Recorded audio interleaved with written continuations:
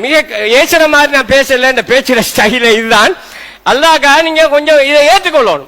ஏண்டா அந்நிய சமூகம் இன்றைக்கு நமக்கு சொல்லிருக்கு. போலீஸ் நிலைய பொறுப்பதிகாரி யாரு? அந்நிய சமூகத்தை சேர்ந்தவர்.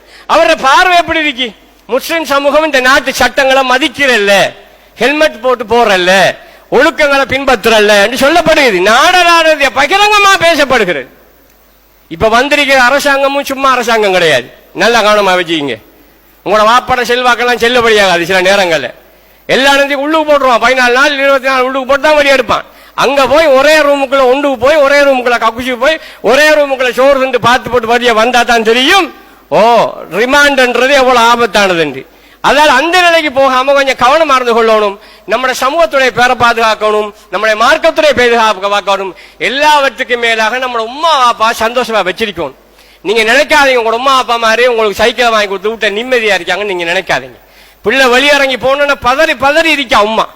ஊட்ட வந்தாத்தான் உமாக்கு நிம்மதி, ஊட்ட புள்ள திரும்பி வந்தாத்தான் வாப்பாக்கு நிம்மதி. அப்படியே அசந்து போய் இருக்காங்க வாப்பா அம்மா மாதிரி. நீங்க வாங்கி தார ஏன் தெரியுமா வாங்கி தார கேட்டு உங்களோட தொல்லை தாங்கலாது, உங்களோட சண்டை பிடிக்கலாது, உங்களோட கீழ்வார் பண்ண அவமானம் கேவலம். வாப்பா அம்மானுக்கு சண்டை ஆமன் ஊர்ல கதைப்பாங்கன்றதுக்காக என்னண்டாலும் செஞ்சு தொலைஞ்சு போகட்டும் வாப்பாமார் வாங்கி கொடுக்காங்க சில வாப்பாமார். அதாவது கவனமா இருங்க சோர்களே. மிச்சம் கெஞ்சலா கேட்டுக்கிறேன். இந்த பள்ளிக்கு இருக்கக்கூடிய யாரும் உங்களோட பிள்ளைகளுக்கு சைக்கிள் வாங்கி கொடுங்க. அவன் அறிவுக்கு ஏற்ற மாதிரி புத்திசாலித்தனமா சொல்லி வாங்கி கொடுங்க. தேவையான நேரத்துல தேவையான முறையா ஓட சொல்லுங்க. சட்டத்திட்டங்களை பார்த்து மதிச்சு ஓட சொல்லுங்க. அப்படி இல்லைன்னா வாங்கி கொடுக்காதீங்க.